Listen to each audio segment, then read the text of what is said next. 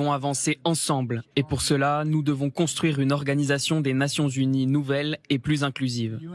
Nous devons nous adapter à de nouvelles voies et de nouvelles perspectives. Nous voulons réformer et augmenter le nombre de membres du Conseil de sécurité des Nations Unies. Je suis tombé sur la vidéo de Joe Biden aux Nations Unies.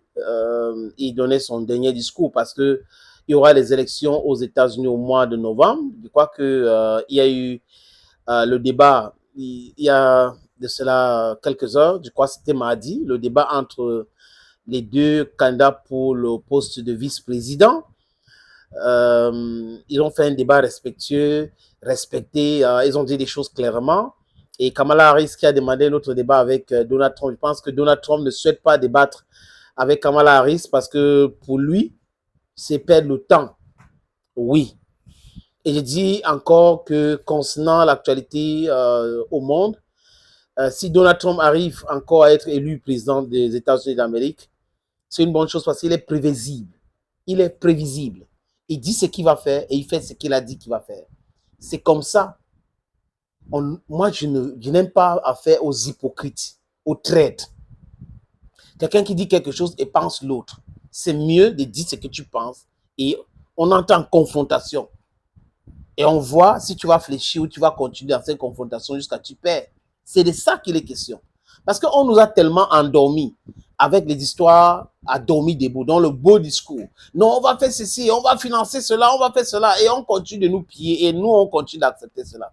Je parle là de quoi, les amis? Le discours de Joe Biden aux Nations Unies, à la tribune des Nations Unies.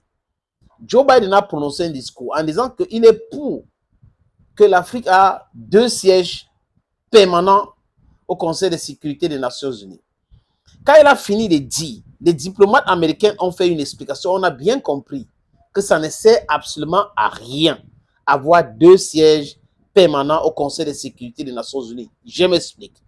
Cyril Ramaphosa a fait un discours, il a parlé de cela. D'autres ont parlé de ça. Parce qu'on a l'impression qu'ils sont en train de rendre les Nations Unies comme la Société des Nations. Les Nations Unies vont devenir des sociétés des nations parce que vous ne pouvez pas avoir le Conseil de sécurité des Nations Unies. Vous créez l'OTAN. Et vous passez par l'OTAN pour faire les guerres contre les gens. Vous outrepassez le pouvoir du Conseil de sécurité. Parfois, quand les résolutions sont votées, ou il y a des pays qui ont mis leur veto, vous traversez pour faire des choses. Parfois, vous faites des résolutions où vous votez, vous tous, pour imposer votre pensée, votre façon de voir l'actualité aux autres, comme le cas de la Libye.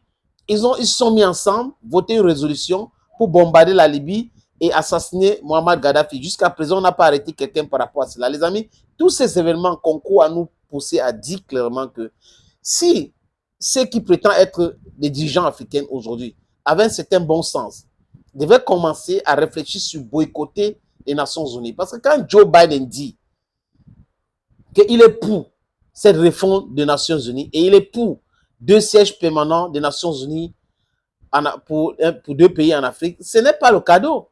L'Afrique, les amis, pour la gouverne les gens qui me regardent ici, c'est plus de 30 millions de kilomètres carrés. Je répète, l'Afrique, c'est plus de 30 millions de kilomètres carrés. Donc l'Afrique, c'est le continent le plus vaste au monde. Dans notre continent, l'Afrique, les États-Unis entrent. En termes de, c'est-à-dire qu'on prend les États-Unis, on met, ça entre en Afrique. On prend l'Inde, on met, ça entre. On prend l'Europe, on met, ça entre. On prend l'Australie, on met, ça entre. On prend la Chine, on met, ça entre, les amis. Oui, une partie de l'Amérique du Sud. Voilà l'Afrique pour vous. Et nous sommes le continent le plus jeune au monde. On compte combien? 1 milliard 400 millions. Donc on n'est pas peuplé, on a un problème de démographie. Et quand on parle en termes de recherche, l'or, bauxite, manganèse, cuivre, uranium, tout ce que vous pouvez citer, les amis, nous sommes le premier au monde, donc un continent hyper, super riche. Et nous allons accepter que vous proposez vos bidonneries, des sièges permanents ou 2 sièges permanents au Conseil de sécurité des Nations Unies sans droit de veto. C'est comme porter un habit sans caleçon. Si on n'a pas le droit de veto, ça sert à quoi donc? Ça ne sert absolument à rien. On ne peut pas venir assister passif sur les choses qui concernent l'Afrique. Donc vous décidez sur nous, vous imposez les choses sur nous et puis on accepte. Mais vous allez voir qu'ils sont en train de faire en sorte que l'Inde entre au Conseil de sécurité des Nations Unies. L'Inde aussi, c'est 1,4 milliard de personnes. Juste parce que l'Inde, ils ont un traité entre l'Inde et l'Australie et les États-Unis pour contrecarrer la Chine. Voilà ce qui les intéresse. C'est à nous aussi de comprendre que notre intérêt, ce n'est pas d'accepter ces non-sens-là. Ce n'est pas d'accepter cela. On doit dire non à cela. 2 sièges permanents avec un droit de veto. Et là, nous allons protéger notre Afrique. On va aller vers l'unité de l'Afrique. Unité réelle. Pas cette unité où on a des gens qui financent, qui dictent leurs lois. Non, non, non. We don't want that. Thank you, friends, for always watching videos on this platform. We are here for justice. And bye-bye.